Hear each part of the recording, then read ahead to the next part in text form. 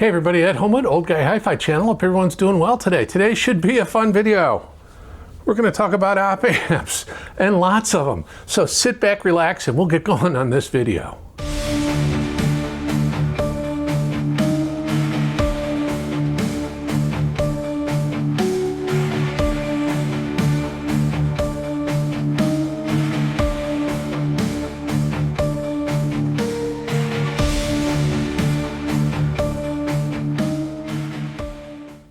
So today's video is going to be a bit of a tech talk sort of video. I want to talk about op amps, obviously, and I want to talk about, which op amp I think works best in what product or what style of product. So we'll do that in just a second, but hopefully if you enjoy the video, you'd be willing to give me a like and your subscription. So let's get started on this.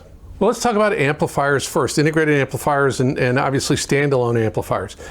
In my mind, spending a lot of money on a real high-end op amp for an amplifier doesn't yield as big a benefit as I think it would do in another product. So what I've got here is the 3E Audio A7 integrated. Now this is a high-end $300 Class D integrated amplifier. It's worth putting a couple bucks into good op amps on that. This is an IEMA A70 mono. This is a Fozzy V3 mono. And this is the Duke Audio A5. Now, in the Fozzy V3 and in the IEMA A70, I'm running a NOS Burr Brown OPA 2134. I think this is a great chip for an amp like this or an amp like this. Now, I've only got the stock op amps in the V3 only because I took it out of the system, and when I do that, I put the stock op amps back in. And then, because I only have a limited number of op amps, and if I'm going to use the op amps somewhere else, I do that. Now, on the V70 or A70 monos, I have two of those. You'll see another one over here in the rack. I did put 2134s in there. I use these all the time, and it's not that these aren't a great amp. This is a great little amp. It's just these happen to be the ones that I have a little bit of a preference for sound-wise, and with good synergy with what I've got. So I think the OPA 2134 works really well in here. Now, here's the thing. The TI OPA 1656 is the utility player of the game. These are the jack of all trades. They work well in a lot of different circuits. So if you don't want to do the 2134s, do the OPA 1656. It works great in there, and I think you'd be just as happy with it. The OPA 1656 works great in the Fozzy V3. It worked great in the 3E A7. Now the 3E A7 is a bit of a high-end product, so I did run the OPA 1656 is in it, and that's what it came with, and then I did run the SX52Bs. Now in the hierarchy of things, the basic any 5532 op amps, they're a dime a dozen and they're fine, they work well, and you know what, here, tip, if you buy a product that has a swappable op amp option, do not swap the op amps. Listen to it for 3 or 4 months. Seriously, listen to it for a good period of time so you get used to the sound. And then when you make a change, you'll hear that change and you'll know whether or not that change has value to you or not. And only change one thing in your system at a time. Don't change more than one thing, because if you change 2 things or 3 things, you'll never know which change had the effect. So again, one change at a time, and stick with the stock op amps for literally 4 months before you change them. And that way you get used to the sound. So in the hierarchy of things, 5532s that come stock in a lot of these things, they work really well. They sound good. There's no question about it. But you can refine the sound. You can tailor the sound a little bit. So again, 1656 is the utility player, jack of all trades, works well in almost any circuit I've tried it in, and you can see I got a bunch of those things here. Now, the SX52Bs, this is a discrete op amp, which means rather than being on an IC chip, all the components are on double boards. Now, you'll see, and I'll insert a picture, this is a dual board, so this is a dual op amp. Everything we're talking about is a dual op amp. Single op amps are only used in special circuits. You can use them, but they have a greatly reduced output, so you've got to turn the volume up way high. So they're really not applicable. But anyway, the SX52Bs, I buy these on AliExpress. I get them for, I don't know, what are they, 12 or 14 bucks? And I know a lot of people have trepidation and concern about buying on AliExpress. I agree. I mean, I use PayPal, so I feel like I'm very insulated from my identity being stolen or whatever. And also, too, AliExpress has been great. I ordered a power supply, and the vendor couldn't deliver, and AliExpress refunded my money right away, so it was really good. Anyway, SX52Bs are above the 1656 as far as performance, and they can work good in an amp. So stock op amps are good, 1656s are good, SX52Bs are good in amps. You don't need to go SX52B. Like I said, I do like the Burr Brown 2134s or the Burr Brown OPA 2604s in this. You can also, you know what, you can use the JRC E002s, that's a good op amp, but I just like the 2134s or 1656s. So we've talked about amplifiers. Hang on, one special case. The Duke Audio A5. This thing is a little wonderful little amplifier, really, really nice. I have the SX52Bs in there. I was running 1656s. I was trying a couple of different configurations. This worked really well because it's also in the preamp section as well as being in the amplifier section. And this is just a wonderful little amplifier. So I don't know if I'd spend, you know, for SX52Bs, I'm looking at what, 30 bucks worth of op amps and a $100 amp. That's fine. The OPA 2134s are probably 12, 15 bucks. And you only need a single one in the monos, although the V3 monos from Fozzy use 2 op amps. That's worth it. This one I would put SX52Bs in all day long. Now let's talk about preamps and line level sources. So for preamps, like this Fozzy P4, which is a marvelous little preamp. I have the stock op amp in there right now. Again, I only have a limited number of op amps. This hasn't been in the system. If it goes back in the system, it will definitely get, at a bare minimum, an SX52B. Probably I'll put probably I'll put a Burson, probably a V7 Classic in this, because man, that sounds really good. You could use a 3602 from Sparkos as well. I've done that and that works really well. So on a preamp, we were talking about line level signals. To me, now we need to up our game with op amps, and it's worth considering, you know, maybe a $40 or $50 op amp for this, maybe even a little higher, or certainly the SX52Bs at 12 or 14 bucks work really, really well. So that's a good combination. On preamps, again, it's only I think $100 preamp. To start, you know, is it worth spending 60 bucks on the op amp? I think it might be. It elevated the game on this really a lot. So I love this little piece, by the way. Now let's talk about DACs. To me, DACs are where op amps play the biggest role for sure. So for DACs, for me, it is really important because I think the DAC is the first link in the chain. Obviously, your streaming source, whatever that is, and you know, if you've got a Win, there's nothing you can do about that. If you're using something like HQ Player or Roon or Artivana or something like that, then I mean, obviously, you've got bit perfect playback. But then the next link in the chain becomes your DAC. And to me, that's where, all right, we need to pay a little bit more attention to what we're doing in that. So I've got a couple of DACs here. I've got the Duke Audio DAC Q11, which I really like this DAC a lot because it's got both an AKM chip and an ESS chip in it. Now, when you're rolling op amps, you're only rolling the op amps on the AKM side because the ESS side, that's a little chip right there, has 2 TI OPA 1656s soldered to the board, and there's nothing you can do about it. But for the AKM side, which is the side I only listen to, I really like the 3602s, the Sparkos 3602s in there. They work really well. I did use SX52Bs in it for a time, and that worked well.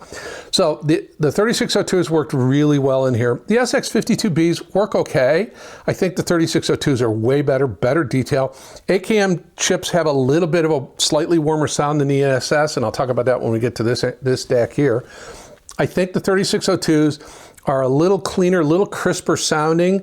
I don't know that they provide any more detail than maybe some of the alternatives like a Burson or something like that. But I think in this particular application with the AKM 4493, this particular chip, the 3602, sounds really, really good. Now, that said, I did put Burson V7 Classics, the gold ones. I did put a set of those in, and that was really, really good. But now I've got a dilemma. I've got a $160 DAC, and I've got $160 worth of op amps. You know what? I'll leave that up to you. I'm real pleased with it with the 3602s in it. I thought it sounded really good with the SX52Bs. I love this DAC, and so, Yeah, because I have access to all these op amps, I'll put good op amps in it. I've already bought them, right? So I might as well try it. This one's probably worth upgrading to at least an SX52B, maybe a 3602. Really nice little DAC anyway. So now here comes the two that are really the ones to me that stand out more than anything. This is a Fozzy Audio ZD3, and this is a Sabre chip DAC, and I am not a Sabre chip fan. And I will tell you, it came stock with NE 5532s, and it also came with a package of 3 JRC E002 op amps. So Fozzy provided op amps for you to swap. And by the way, if you're gonna swap op amps, get an op amp tool. I'll put a link, there's an Amazon affiliate link for the op amp tool to pull these out to make it safe so you don't damage them, because the pins on these little things are so delicate, it's unbelievable. So I put in, when I initially got it, I put in OPA 1656s, and that really elevated it. And then I put in SX52Bs. Now, here's the thing with this DAC. It has a single op amp for the single-ended output and 2 op amps for the balanced output. So that's pretty common. If you're only going to use single-ended, you only need to replace the 1 op amp. You don't need to do both. If you're only going to do balance, you only need to replace the 2. You don't need to replace the other one. I use this both balanced and single-ended at the same time, because I go balanced out into my X-Duo TA20 Plus headphone amp, and then I run the line level out into it as well, and then from this as a preamp, it only goes line level RCA out to the 2 IEMA A70 amps. Putting this, the OPA 1656s, this is a Sabre DAC. Again, I'm not a fan of Sabre DACs. They have this glare, Sabre glare, and you've heard me refer to it a million times. The 1656s were better than the NE 5532s and the JRC 002s, without question. I did try, just quick, because I had them, the OPA 2134s. Not bad, not as good as the 1656. Then I went to the SX52Bs, and again, it was an incremental improvement. Not bad, pretty livable. Gets a little crowded on the balance side with those op amps. So then I got the Bursons, and initially I put in, I got Sparkos, and I put in 3602s. Really elevated the game, but again, this is an ESS chip DAC, and I think it has a little digital edge to it. And I think Sparkos op amps are super clean and really detailed, and they ride the warm side of cool for sound for me. And I think with the ESS DAC and the Sparkos, it was a little too much energy, little too much glare for me, a little bit. It was good. It was better than the original op amps, but it was just, had that little bit of a, I don't know, an edge to it.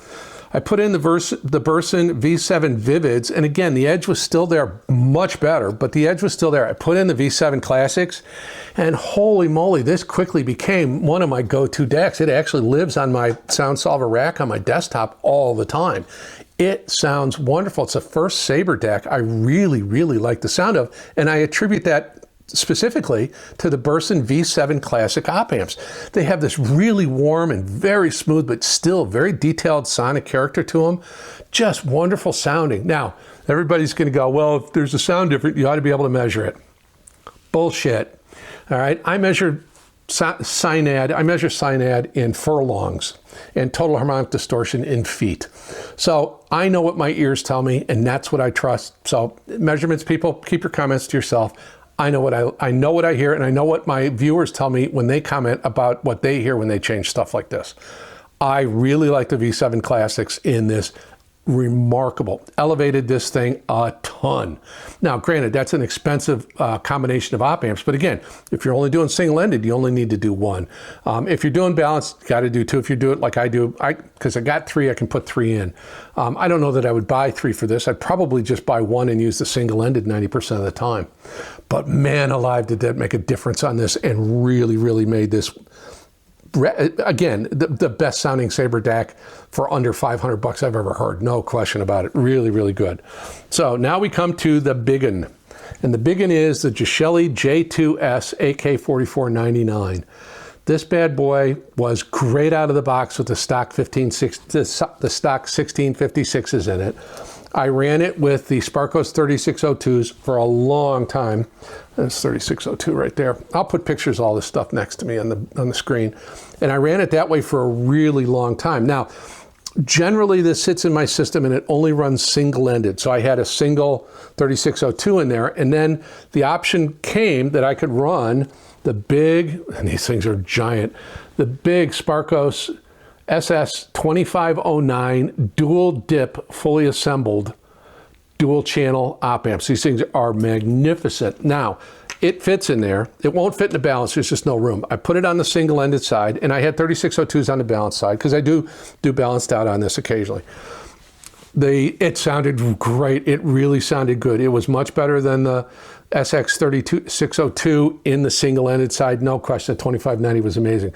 But the issue I had was the DAC was running warmer than normal. And I do know that Gino redesigned the J3, which is virtually identical to this as far as sonic characteristic and the DAC and all of the other stuff. He did upgrade the power supply for the board to be able to supply all of the voltage and current that these big monsters need, because it can, on the J3 you can run 3 of these things, and the J2 just has a standard power supply. Obviously we can accommodate 3 3602s, but not the 2509. I just felt uncomfortable because it was running warm. Then I put the Burson V7 Classics in first go around, and that sounded really good. About on a par with the 2509, maybe a little warmer, slightly smoother, a little more friendly sound for my ear anyway. But a little, again, AKM chips are a little bit warm, beautifully warm, don't get me wrong, but a little bit warm on their own. And the Sparkos are a little bit analytical. They're great, they're wonderful for that. But I put the Burson V7 Vivids in, and now this is a combination of, I think, the analytical side of the Sparkos and the warm side of the Burson Vivid Classics, the V7 Classics, excuse me, not Vivid, the V7 Classics. The V7 Vivids elevated this DAC, I mean, a whole nother level, maybe 2 levels. I would put this on a par with any of the DACs I've tested, in and around, $800, maybe $900 or less. Maybe up to $1,000, except there's going to be one exception at $1,000, and you'll see that review in a little bit. And you guys who know me will know what I'm talking about.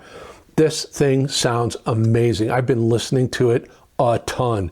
I would say that it gets probably 90 or 95% of the way to a stock Daisy. It's really remarkable. This just sounds so good.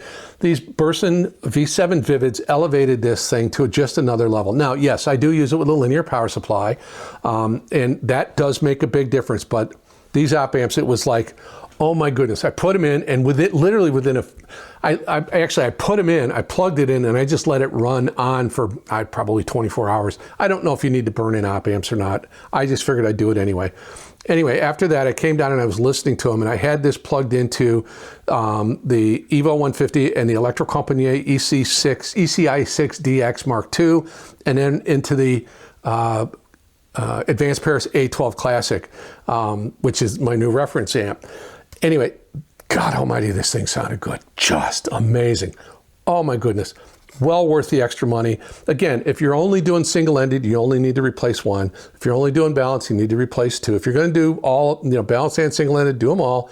But again, most people are just running single-ended. It is absolutely worth the price of admission to get that V7, either the Classic or the Vivid. For me, the Vivid was the one that it was magic. It was magic. So that's, I think, everything I need to say about that. And again, I've got a million different op amps. I've got all kinds of NE 5532s because they're stocking a lot of things. I've got a lot of Burr Brown, the NOS Burr Brown 2134s and the NOS Burr Brown OPA 2604s.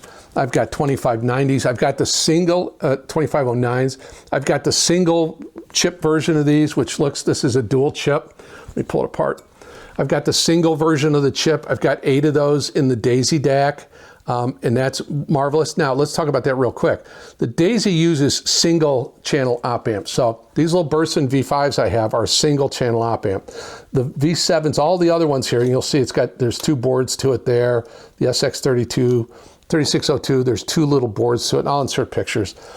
They're dual op amps, and that's everything we're talking about. Almost everything we talk about is going to be a dual op amp. Single op amps are rare. They can be used, but they have a much lower voltage output, so they don't provide as much gain. So you'd have to turn your volume up a lot on whatever it is you're listening to get enough voltage out of it. But they can sound wonderful. Now the Daisy uses single, but it uses 8 of them. It's 2 DAC chips, 1 per channel, and you've got 4 op amps per channel. So a pair is working, 2 op amps are working as a pair, and the other 2 are working as a pair, and so forth and so on, to get the right voltage output.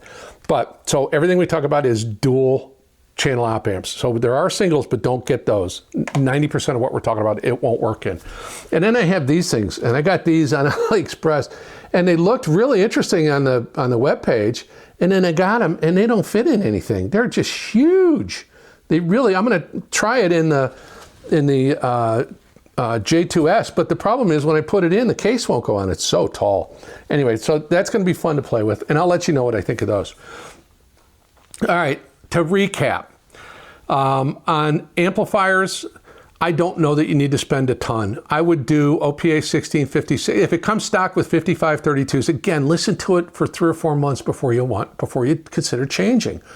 If you want to change, OPA 1656s, jack of all trades, works in every one of these circuits.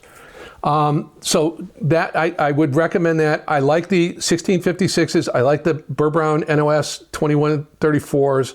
Those are my choices. You can do SX52Bs. Again, they're so inexpensive, so the cost of admission is really low. Try these everywhere. They actually work pretty well. And I'll put some links into AliExpress. I have no affiliation with them. I'll put a link into the guy on eBay I used to get the 2134s. That's you're going to pay a little bit more for those than you will for the SX52Bs. And then I've got a guy on eBay that I get the OPA 1656s to. And again, I have no affiliation, but I'll link.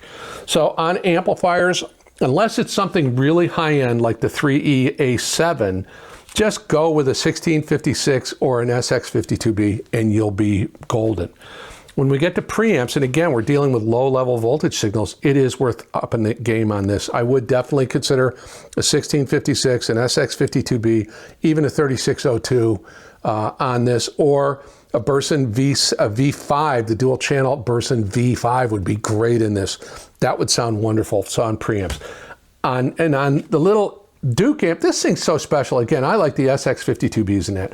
On DACs, now, spend your money on the DAC. Absolutely, it's worth spending money on. Now, is it worth spending $160 for op amps on a DAC that costs $160?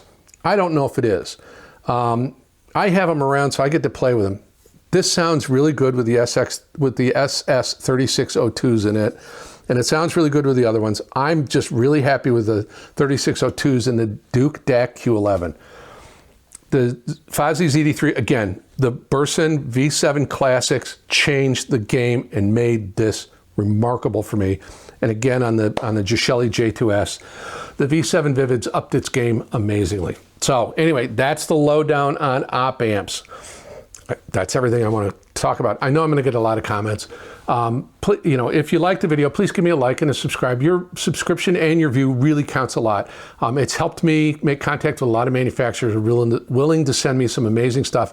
And I'm looking at a bunch of amazing stuff in the studio. You'll see those reviews soon. And thank you, thank you, thank you. Please comment. Let me know what you think of all this. Your measurements, guys, you know what? Keyboard warriors, go after it if you want to. Remember that my comment section is not a democracy. I have last say on that stuff. So if you get nasty, you're gone. Anyway, I know what I hear, and that's what I trust, and I am a completely subjective reviewer.